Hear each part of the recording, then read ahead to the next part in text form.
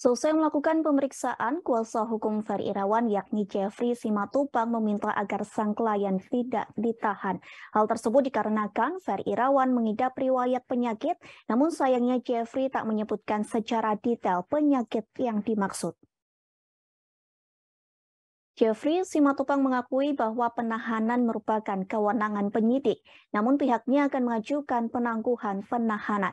Selain alasan sang klien memiliki riwayat penyakit, Ferry Irawan disebut masih memiliki hubungan baik dengan pelapor.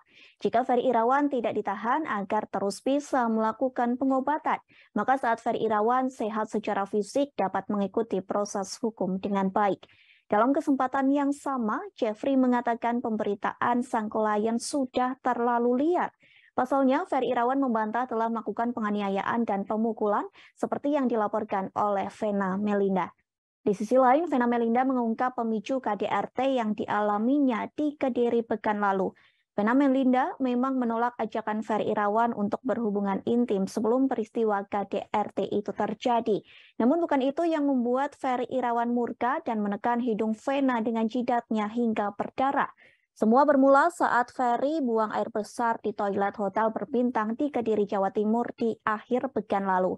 Pintu toilet sedikit terbuka hingga Vena mencium bau tak sedap.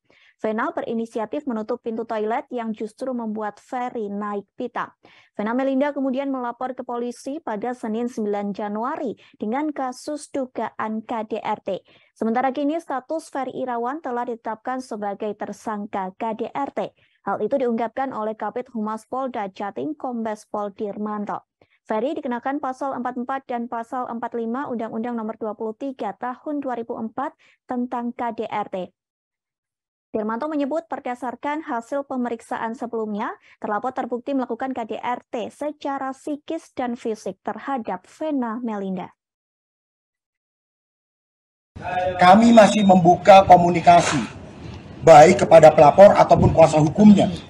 Sekali lagi, mari kita duduk bersama, kita selesaikan apa hal-hal yang menjadi keinginan dari pelapor maupun dari Pak Ferry. Ayo kita duduk bersama, kita cari jalan tengahnya. Sehingga permasalahan ini bisa diselesaikan dengan baik-baik, dengan secara kekeluargaan.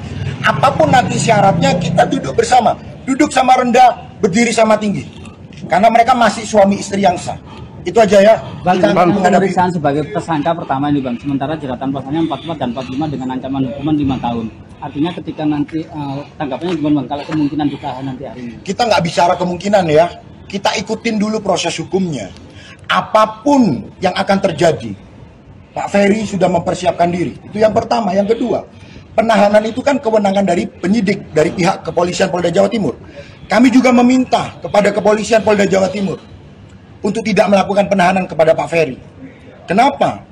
Karena supaya pintu komunikasi itu tetap terjalin. Itu yang pertama. Yang kedua, teman-teman sudah tahu, Pak Ferry juga memiliki riwayat penyakit. Supaya Pak Ferry tetap bisa menjalankan proses hukum dengan baik, dirawat dengan baik, maka kami juga memohon kepada pihak Polda Jawa Timur untuk tidak melakukan penahanan. Untuk membuat kondisi Pak Ferry tetap sehat, untuk membuat Pak Ferry tetap bisa mengikuti proses hukum dengan baik. Terima kasih sudah nonton. Jangan lupa like, subscribe, dan share ya.